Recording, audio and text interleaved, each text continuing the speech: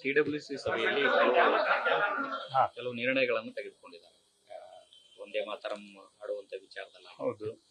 ಮತ್ತೆ ಜಂಜಿಗಳನ್ನ ಗುರಿಯಾಗಿಸಿಕೊಂಡು ವಿದ್ಯಾರ್ಥಿ ಚಳುವಳಿಗಳನ್ನು ಮಾಡಬೇಕು ಅಂತ ವಿಚಾರ, ರಾಮ ಮಂದಿರ ಹುಂಡಿ ಕಳ್ತನದ ವಿಚಾರ, ಈ ವಿಚಾರದಲ್ಲಿ ಸಿಡಬ್ಲ್ಯೂಸಿ ನಿರ್ಣಯಗಳನ್ನು ತೆಗೆದುಕೊಂಡಿದೆ. ಇದ್ರ ಬಗ್ಗೆ ನೋಡಿ, ನಿನ್ನೆ Congress highest decision making body CWC meeting ಆಗಿದೆ. ನಾವು ಮೊದಲಿಂದ ಒಂದೇ ಮಾತರಂ ಇರಲಿ,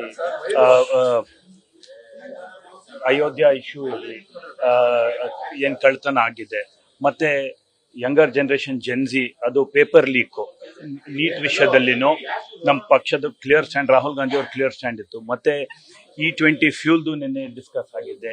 E20 ಇನ್ನೊಂದು ವಿಷಯ, ಎಲ್ಲರಿಗೆ ತೊಂದರೆ ಆಗ್ತಾ ಇರೋದು ಮಿಡ್ಲ್ ಕ್ಲಾಸ್ಗೆ, ಮತ್ತೆ ಯಾರ ಹತ್ರ ಗಾಡಿ ಇದೆ, ಏನ್ ಡಿಸ್ಕಷನ್ ಆಗಿದೆ, ಮತ್ತೆ ಡಿಲಿಮಿಟೇಷನ್ ಬಗ್ಗೆನೂ ಡಿಸ್ಕಷನ್ ಆಗಿದೆ.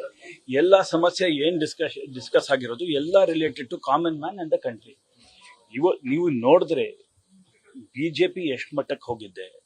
ಇವಾಗ ಪಾರ್ಲಿಮೆಂಟ್ ನಲ್ಲಿ ಒಂದ್ ದಿವಸ prime minister Amit Shah house ಬಂದಿಲ್ಲ. ಪಾರ್ಲಿಮೆಂಟ್ ಬರ್ತಾ ಇದ್ವಿ, ಅವ್ರಿಗೆ ಏನು ಪಾರ್ಲಿಮೆಂಟ್ ಬರ್ತಾ ಇದೀವಿ, ಯಾಕೆ ಹೌಸ್ ಬರ್ಲಿಲ್ಲ? ಮತ್ತೆ ಓನ್ಲಿ 4 minutes ಬರಬೇಕಾ ಪಾರ್ಲಿಮೆಂಟ್ಗೆ? ಅಂಡ್ ಲಾಸ್ಟ್ ಡೇ ಇದೆಲ್ಲ ಜನರು ಏನು ಸಮಸ್ಯೆ ಇದೆ, ಕಾಂಗ್ರೆಸ್ ಪಕ್ಷನೇ ತಗೊಳ್ತಾ ಇರೋದು, ರಾಹುಲ್ ಗಾಂಧಿ ಅವರು ತಗೊಂಡು, ಸೋನಿಯಾ ಗಾಂಧಿ, ಪ್ರಿಯಾಂಕಾ ಗಾಂಧಿ ಮತ್ತೆ ಕಾಂಗ್ರೆಸ್ ಪಕ್ಷ. ಸೊ ನಿನ್ನೆ ಏನ್ ಡಿಸ್ಕಸ್ ಆಗಿದೆ CWC ನಲ್ಲಿ, ಅದು ರಿಯಲ್ ಇಶ್ಯೂಸ್ ಭಾರತ ದೇಶದಲ್ಲಿ ಏನ್ ಫೇಸ್ ಮಾಡ್ತಿದೆ ಅದು ತಗೊಂಡಿದ್ದಾರೆ. ಒಂದೇ ಮಾತ್ರ ವಿಚಾರದಲ್ಲಿ ಒಂದು ರಾಜಕೀಯವಾದಂತ ಹೇಳಿಕೆಗಳನ್ನ ಕೊಡ್ತಾ ಇದ್ದಾರೆ, ದೇಶಭಕ್ತಿ ಇಲ್ಲ, ಪೂರ್ತಿ ಆಡಲ್ಲ ಅನ್ನೋಂಥದ್ದು ಯಾಕೆ? ನೋಡಿ, ಅವರು ನಮ್ಗೆ ಹೇಳೋದು ಏನು ಅವಕಾಶ ಇಲ್ಲ. ಯಾಕಂದ್ರೆ ಹೋರಾಟ ಭಾರತ ಸ್ವತಂತ್ರ ಮಾಡಿರೋದು ಕಾಂಗ್ರೆಸ್ ಪಕ್ಷ. ನಾವು ಬಿಜೆಪಿ ಅವ್ರು ಏನ್ ಹೇಳ್ತಾ ಇದ್ದಾರೆ, ಅವರು ಏನು ಕೇಳ್ಬೇಕಂತ ಇಲ್ಲ ನಮ್ಗೆ.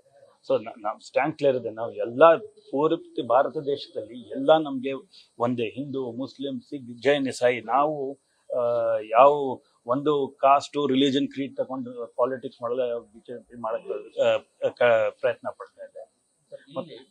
ಸೆಷನ್ ನಡೆಯೋದಕ್ಕೆ ಬಿಡಲ್ಲ ಅಂತ ಗಲಾಟೆ ಮಾಡ್ತಾರೆ. ಅಂದ್ರೆ ಕಾಂಗ್ರೆಸ್ ಅವರು ಪಾರ್ಲಿಮೆಂಟ್ ನಡೆಸೋದಕ್ಕೆ ಬಿಡಲಿಲ್ಲ, ಹೀಗಾಗಿ ನಾವು ಇಲ್ಲ, ಕಾಂಗ್ರೆಸ್ ಅವರು ಪಾರ್ಲಿಮೆಂಟ್ ಸ್ಟ್ಯಾಂಡ್ ಆಫ್ಗೆ ರೆಸ್ಪಾನ್ಸಿಬಲ್ ಇಲ್ಲ. ಬಿಜೆಪಿ ಅವರು ಅವ್ರು ಅರುಣ್ ಜೇಟ್ಲಿ ಹೇಳುವಾಗ ಪರವಾಗಿಲ್ಲ, we will not let disruption is a part of parliamentary process ಅಂದ್ರೆ ಅರುಣ್ ಜೇಟ್ಲಿ, ಸುಷ್ಮಾ ಸ್ವರಾಜ್. ನಾವ್ ಕೇಳ್ತಾ ಇದ್ದಿದ್ದು, ಅಮಿತ್ ಶಾ ಫಸ್ಟ್ ಡೇನೆ ಪಾರ್ಲಿಮೆಂಟ್ ಬಂದಿದ್ದ ಸ್ಟೇಟ್ಮೆಂಟ್ ಕೊಡ್ತಾ ಇದೆ, ಯಾಕೆ ಸ್ಟೂಡೆಂಟ್ಸ್ ಮೇಲೆ ಫೈರಿಂಗ್ ಮಾಡಿದ್ರು, ವಾಟರ್ ಕ್ಯಾನನ್ಸ್ ಹೊಡೆಸಿದ್ರು, ಅದೆಲ್ಲ ಅಮಿತ್ ಶಾ ಹೇಳಿದ್ರೆ ಫಸ್ಟ್ ಡೇ ಇಂದಲೇ ಪಾರ್ಲಿಮೆಂಟ್ ನಡ್ತಾ ಇತ್ತು. Amit Shah last day 4 minutes ಒಂದೇ ಮಾತರಂಗೆ ಬರ್ತಾರೆ, ಪಾರ್ಲಿಮೆಂಟ್ ಅಟೆಂಡ್ ಮಾಡಕ್ ಅವ್ರಿಗೆ ಬಿಲ್ ಇಂಟ್ರೊಡ್ಯೂಸ್ ಮಾಡ್ತಾರೆ ಅಮಿತ್ ಶಾ ಹೆಸರದಲ್ಲಿ. ಅಮಿತ್ ಶಾ ಇಲ್ಲ, ಎಲ್ಲ ಬೇರೆ ಮಿನಿಸ್ಟರ್ಸ್ ಬಿಲ್ ಇಂಟ್ರೊಡ್ಯೂಸ್ ಮಾಡ್ತಾರೆ. ಅವ್ರಿಗೆ ಏನ್ ಡೆಮೋಕ್ರಸಿ ಇಲ್ಲ, ಪಾರ್ಲಿಮೆಂಟ್ ಇಲ್ಲ, ಏನಿಲ್ಲ. ಎಲ್ಲ ಕಾಂಗ್ರೆಸ್ ಪಕ್ಷಕ್ಕೆ ಅಪೋಸಿಷನ್ಗೆ. ಸೊ ಈ ದೇಶದಲ್ಲಿ ಇನ್ನೊಂದು, ಕರ್ನಾಟಕ ಮೀಡಿಯಾ ಅಂತ ಹೇಳ್ತಾ ಇಲ್ಲ, ನ್ಯಾಷನಲ್ ಮೀಡಿಯಾ ಬಿಜೆಪಿ ಲೀಡರ್ಸ್ಗೂ ಪ್ರಶ್ನೆ ಕೇಳಬೇಕು. ಅಮಿತ್ ಶಾ ಬರ್ತಾರೆ, ಅಲ್ಲಿ ನ್ಯಾಷನಲ್ ಮೀಡಿಯಾ ಅವರು ಕೈಸೆ ಸರ್, ಕೈಸೆ ಆರಾಮ್ ಕಿಯೇ ಕ್ಯಾ ಸರ್, ಪಾರ್ಲಿಮೆಂಟ್ ಅದೆಲ್ಲ ಆ ತರ ಮಾತಾಡ್ತಾರೆ, ಕ್ವೆಶ್ಚನ್ ಕೇಳ್ತಾರ, ಯಾಕೆ ಬರ್ಲಿಲ್ಲ ಸರ್ ನೀವು ಪಾರ್ಲಿಮೆಂಟ್ ಅಂತ.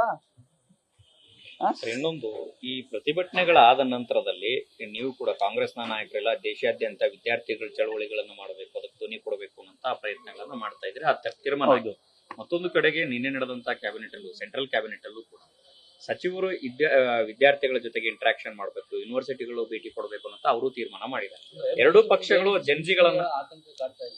ನೋಡಿ, ಇವಾಗ ಅವ್ರಿಗೆ ಜೆನ್ಜಿ ಅಂತ ಕಾಣ್ತಾ ಇರೋದು. ಯಾರು ನೀಟ್ ನಡೆಸ್ತಾ ಇದ್ದಿದ್ದು? Education ministry. ಅವರು ನೀಟ್ ಒಳ್ಳೆ ತರ ನಡೆಸ್ತಾ ಇದ್ರೆ ಇದೆಲ್ಲ ಆಗ್ತಾ ಇರ್ಲಿಲ್ಲ. ಪೇಪರ್ ಲೀಕ್ ಇವತ್ತಿಂದ ಆಗ್ತಾ ಇಲ್ಲ.